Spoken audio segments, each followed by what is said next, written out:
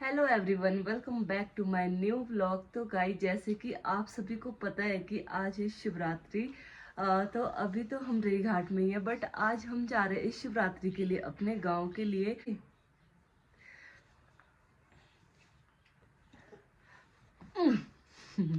तो गाइस, सबने डिसाइड किया है कि इस बार की जो शिवरात्रि है वो हम गांव में मनाएंगे।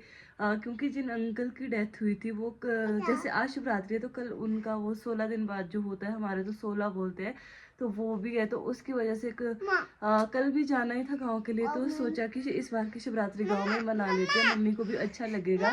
हाँ जी। क्या? कौन सी? नहीं नहीं, ये नहीं, मैं खुद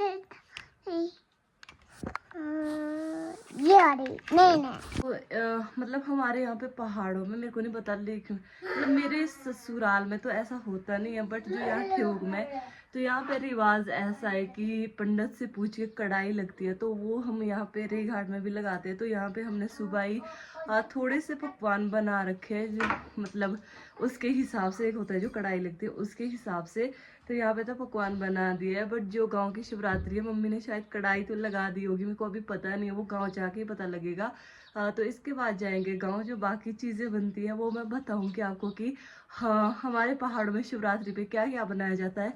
और लोगों ने भी ब्लॉग डाला होगा, ब्लॉग में बताया होगा कि हमारे यहाँ पे ये चीजें बनती है, बट जो मेरा ब्लॉग है, ये शिवरात्रि का पहला ब्लॉग है। जब से मैंने ब्लॉगिंग करनी स्टार्ट करी है, तो उसके बीच कोई शिवरात्रि वगैरह आई नहीं है, तो ये मेरा फर्स्ट ब्लॉग है। तो आपको मैं बताऊंगी कि हमारे यहाँ ठेउग में किस तरह से, मतलब मेरे घर में शिवरात्रि किस तरह से मनाई जाती है।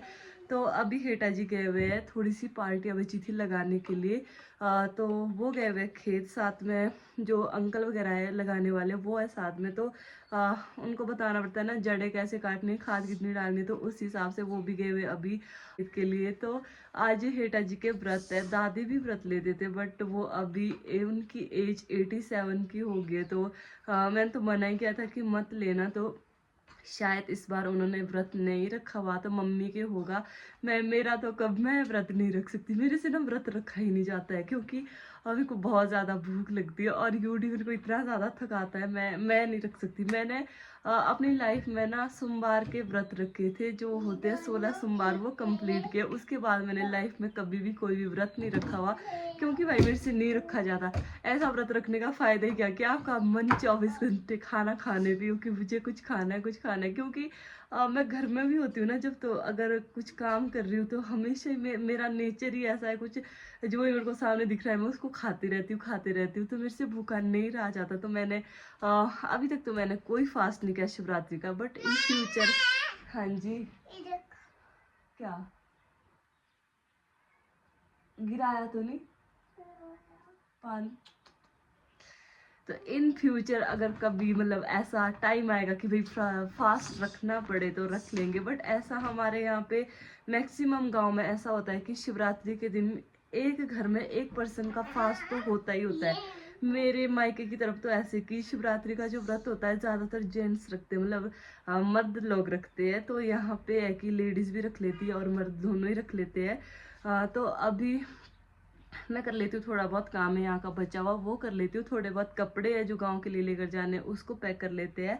फिर उसके बाद जैसे हम यहाँ से निकलेंगे तो हमारे यहाँ पे नंगला माता का वो मंदिर है, तो हम वहाँ पे चले जाएंगे। आज हम कहीं भी नहीं गए मंदिर के लिए, क्योंकि सुबह से ना बारिश हो रही थी। अभी तो मौसम थोड़ा सा ठीक है, बट सुबह से लेकर बारिश चली हुई है, तो हम ऐसे तो कहीं नहीं गए, क्योंकि घर में थोड़ा काम भी था।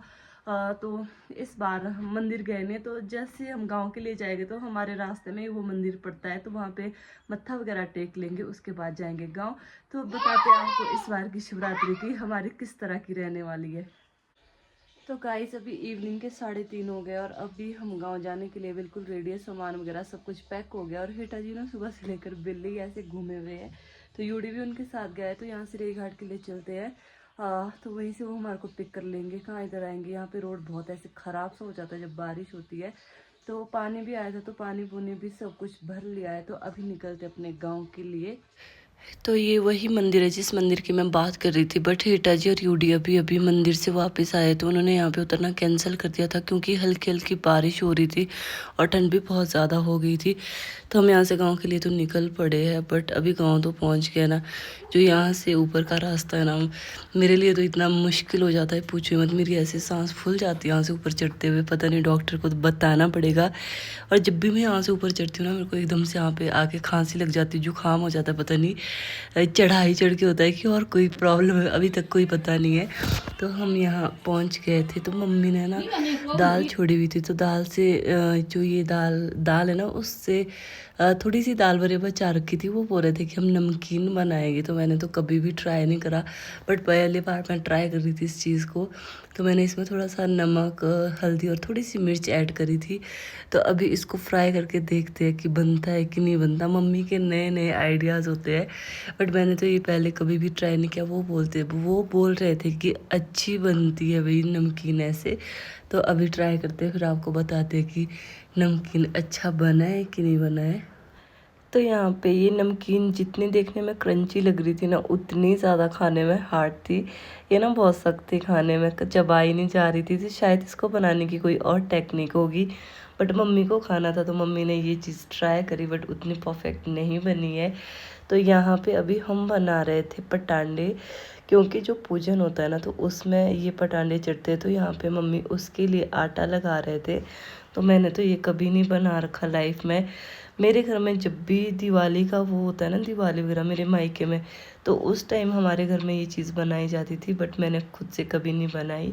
तो मम्मी बना रहे थे तो मैंने सोचा कि मैं भी आज ट्राई कर लेती हूँ। तो एक दो लोटा पटांडा मम्मी ने बना दिया था। उसके बाद मैंने बोला कि मम्मी मैं ट्राई करती हूँ। तो मतलब उतने ज़्यादा अच्छे से तो नहीं बन रहे थे, बट पहला ट्राई था तो उसके अकॉर्डिंग काफ़ी ठीक बन रहे थे। आपको होता है ना, शादी से पहले ये सब चीज़ें करने की कोई लोड ही नहीं होती। आप सोचते हो कि हमारे मम्मा है सब कुछ हो जाएगा, बट जब शादी होती है ना तो उसके बाद ना चीज़ें बदल जाती है, बहुत कुछ बदल जाता है। तो आपको ना, जो आप ऐसा सोचते हो ना कि हमारी मम्मा कर लेती है सब चीज़ें, तो वो चीज़ आपको खुद से भी आनी चाहिए। शादी के बाद का ऐसे वाला सिस्टम हो जाता है।